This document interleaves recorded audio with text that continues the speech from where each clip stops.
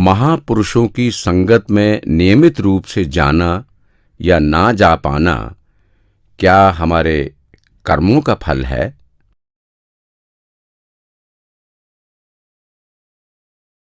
हमारी जो ज़िंदगी है वो 75% प्री ऑर्डेंड है। पहले से ही हमारी ज़िंदगी में क्या होना है, जो प्रलब्ध कर्म है, जो हमारी ज़िंदगी में डलने हैं, वो पहले से ही बने हुए हैं।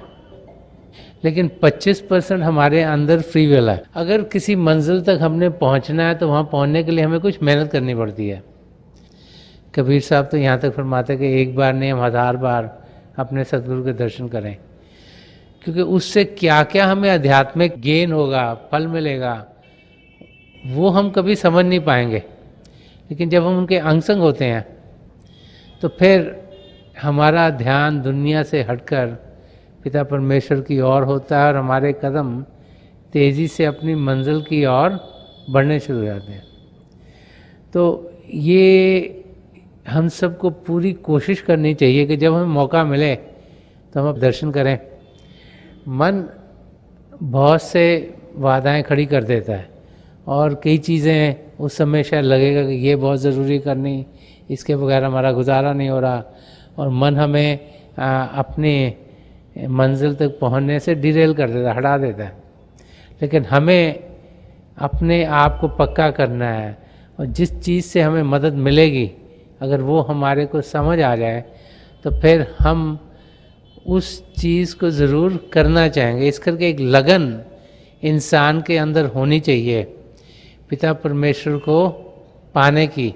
और जब ये हमारे अंदर से हमें यकीन हो जाए कि जब हम दर्शनों के लिए जाएंगे तो हम फिर अपनी मंजिल की ओर तेज़ी से बढ़ेंगे, तो फिर हम ज़रूर उनके दर्शन जब भी हमें मौका मिलेगा उनको करने के लिए आएंगे। और ये सोचना नहीं चाहिए कि अगर आज हम दर्शन करने नहीं गए तो शायद ये हमारे उसमें लिखा नहीं था।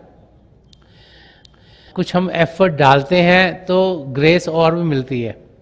तो हमें अपनी तरफ से पूरी कोशिश करनी चाहिए वो करने की जो हमारे लिए ठीक है, और उसके बावजूद अगर किसी कारण हम नहीं पहुंच सकते तो बात हो रहा है। लेकिन ये सोचना कि हो आज ये चीज़ ज़रूरी, आज वो चीज़ ज़रूरी, इस करके हम जा नहीं सकते, वो भी मन का एक धोखा है हमें अपनी मंजिल से दूर रखने का। अंतर में ध्यान टिकाने के लिए क्या करना चाहिए?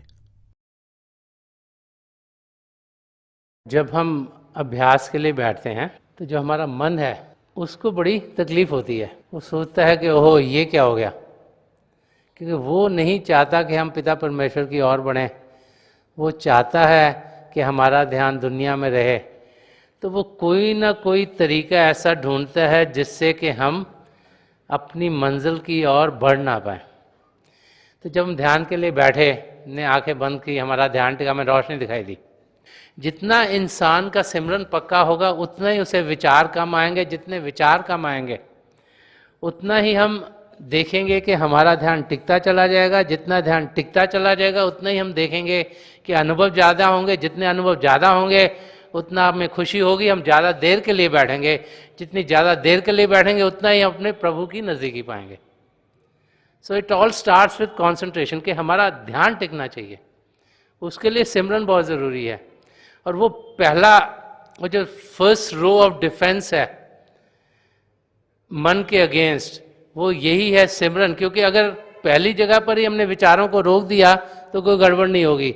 अगर विचार आए फिर हमने कोई और मैकेनिज्म यूज़ करा, कोई और मैकेनिज्म यूज़ किया, तो बेहतर है कि हम पहली जगह पर ही जहाँ से रुकावट आ रही है उसको रोक दें। और जब हम सिमरन करते हैं, सही तरीके से करते हैं, तो फिर हम जो तकलीफ मन के ज़रिए से आती है उसको वहीं रोक देते हैं। विचार ही नहीं आएगा तो हमारा अभ्यास बेटर होगा। इसीलिए बार बार यही समझाया जाता है कि हमें सिमरन को टूटने नहीं देना, किसी विचार को आने नहीं देना। तब हम देखेंगे कि हमारी तरक्की अपनी मंजिल की ओर होगी। तो अगर आपको लगे कि रोशनी आई है और लगे पता नहीं थी कि ना थी, तो समझो कि ये मन ने आपको विचार दिया है, इसको सेट पे करना है। तभी होगा जब सिमरन पक्का होगा। तो सिमरन की प्रैक्टिस और ज़्यादा आप करते जाइएगा, आपके अनुभव बढ़ते चले जाएंगे। क्या मानव चोले में केवल चुनी हुई आत्माएं ही आती हैं?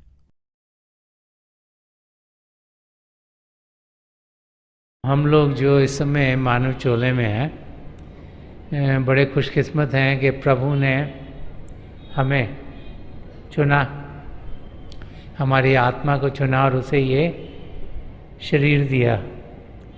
इसमें सब पदार्थ दिए हैं जिसके ज़रिए हम अपने आप को सही रूप में जान सकते हैं और पिता परमेश्वर की ओर बढ़ सकते हैं। अब महापुरुष समझाते हैं कि हमारी आत्मा 84 लाख जिया जून में चक्कर लगा रही है, क्योंकि जब तक हम शरीर में नहीं आएंगे, जब तक इस मानव चोले में नहीं आएंगे, तब तक हम 84 लाख जिया जून से छुटकारा नहीं पा सकते। अब हमारे कर्म कैसे हैं, हमने किस किस्म की ज़िंदगी जी, उस पर निर्भर होता है कि हम उस 84 लाख जिया जून में कहाँ पर हैं। हम 84 लाख जिया जून से छुटकारा तभी पा सकते हैं जब हमारी आत्मा मानव चोले में हो, क्योंकि इसमें विवेक की कैरेक्टरिस्टिक है। हम सच क्या है, झूठ क्या है, उसका निर्णय कर सकते हैं। तो इसलिए हर एक आत्मा को ज़रूर मौका मिलेगा इस शरीर में आने का, ताकि उसे मौका मिले वो अपनी मंजिल तक पहुंच सके। लेकिन हम लोग जिनको ये मौका मिला है, इस मौके को गंवाना नहीं चाहिए, क्योंकि अगर इस ज़िंदगी में हमने प्रभु को जाना नहीं, पहचाना नहीं, उनसे एकमिक नहीं हुए, तो फिर ये मौका कितने सालों के बाद आता है ये हमें मालूम नहीं। तो इस शरीर में आने का मकसद ही यही है कि हम अपने आप को जानें, पिता परमेश्वर को पाएं और अपनी आत्मा को 84 लाख जिया जून से छुटकारा दिला। ध्यान अभ्यास के लिए एक निश्चित स्थान पर बैठने का क्या महत्व है?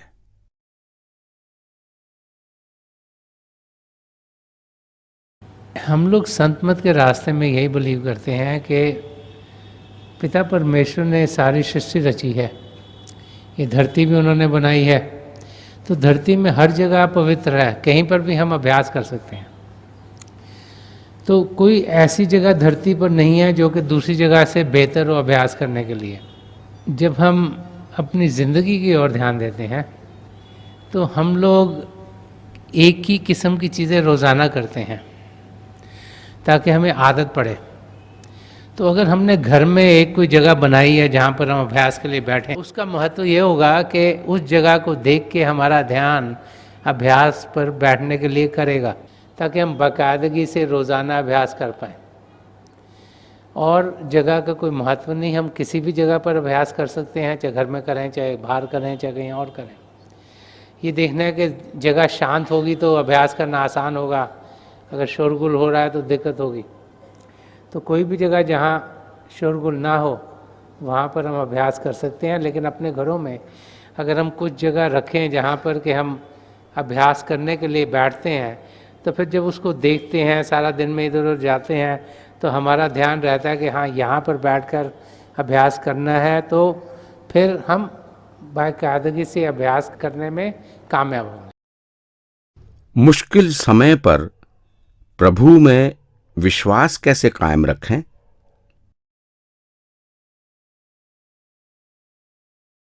ज़िंदगी में ऐसे कई मौके आते हैं जबकि हमें लगता है हम तकलीफ़ों से घिर गए, चाहे कोई या शारीरिक बीमारी हो, कोई रिलेशनशिप प्रॉब्लम्स हों, कुछ ऐसे लगे जैसे कि मानसिक तकलीफ़ हो रही है, या कभी कभी समय ऐसे आ जाता है जिसमें कि लगता है कि कुछ भी ठीक नहीं हो रहा, और उस समय इंसान सोचता है शायद प्रभु हमें भूल गए हैं, हमारा ख्याल नहीं कर रहे। हमें जानना चाहिए कि 75% हमारी ज़िंदगी हमारे पिछले कर्मों पर निर्भर है। वो कर्म जो हमने, जब भी हम इसी मानव चोले में पहले आए, हमने किए थे, तो उनका भुगतान हमें करना पड़ता है। वो कर्म क्या थे इनकी हमें जानकारी नहीं, क्योंकि जब शारीरिक मौत होती है तो वो सब हमारे सामने से हट जाता है, लेकिन उसका हिसाब किताब रहता है। तो क्यों किसी को कोई बीमारी हो गई, क्यों किसी की फैमिली में अनबन हो रही है, कई ऐसी चीज़ें हैं जो एनालिसिस करके समझी जा नहीं सकती, वो वैसे ही होनी थी इस करके हो रही हैं। तो वो समय है जबकि प्रभु से हमें दूर नहीं होना चाहिए, उनमें विश्वास और ज़्यादा होना चाहिए।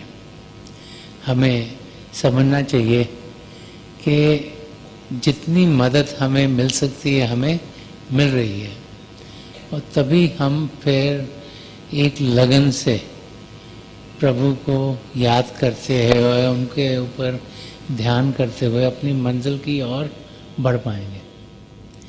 एक वाक़या है जिसे फुटस्टेप्स इन द सैंड कहा जाता है, कि एक इंसान की मौत हुई और उसे उसकी ज़िंदगी उसके पद चिन्हों में दिखाई गई, फुटस्टेप्स में। तो कई जगह थे जहाँ दो किस्म के फुटस्टेप, एक फुटस्टेप और एक और, कहीं था एक ही था। तो जब जब उसको तकलीफ़ आई तो उसने कहा, देखा यहाँ मुझे तकलीफ़ आई तो प्रभु आपने मेरा हाथ छोड़ दिया। तो प्रभु ने उसको हंस के समझाया कि देखो उस समय जो फुटस्टेप्स हैं कितने डीप हैं, गहरे हैं, कि उस समय मैंने तुम्हें अपने कंधे पे उठाया हुआ था। तो पिता परमेश्वर हर पल हर क्षण हमारे संग रहते हैं। ये हमारी कमज़ोरी है कि हम उन्हें देख नहीं पाते, जान नहीं पाते और समझते हैं कि हमसे दूर हैं। तो जब मुश्किलें आए वो समय है जब पिता परमेश्वर में इंसान को विश्वास और गहरा रखना चाहिए, और तभी हम देखेंगे कि हम अपनी मंजिल के नज़दीक पहुंचेंगे। तो विश्वास इंसान का प्रभु में कितना है, ये ज़्यादातर मुश्किल के समय में समझ आता है। जब चीज़ें सारी ठीक ठाक हों तो हम सोचते हैं सब कुछ ठीक ठाक है और प्रभु को याद करे बगैर ही ज़िंदगी गुजारते हैं, लेकिन जब मुश्किल आती है तब हमारा कितना विश्वास पिता परमेश्वर में है वो हमारे सामने आता है। और वो भाई बहन जो पूरा विश्वास पिता परमेश्वर में रखते हैं वही अपनी मंजिल तक पहुंच पाते हैं।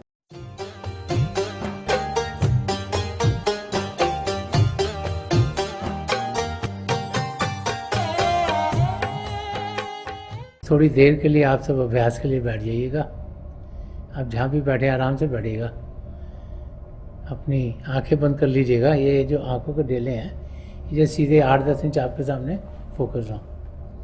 आंखें बंद करते ही वो भाई बहन जिन्हें नाम की देन मिली आप सिमरन कीजिएगा, और जो भाई बहन यहाँ नए हैं आप पिता परमेश्वर के किसी भी जाति नाम का जाप कीजिएगा।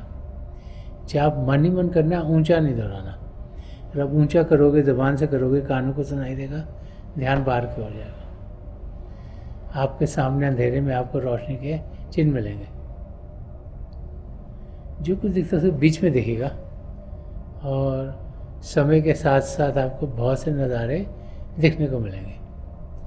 मेरे पिता परमेश्वर के चरण कमलों में और जो पिछली सेंचुरी के महापुरुष हुए हैं, हजूर बाबा सावन सिंह जी महाराज, परम संत कृपाल सिंह जी महाराज और दयालपुर संत दर्शन सिंह जी महाराज, उनके चरण कमलों में यही प्रार्थना है कि जो जो हम सबके लिए बेहतर आए महापुरुष में दें, हमें सबके साथ जोड़ें और हमारे भीतर प्रभु की ज्योत के हमें दर्शन करवाएं।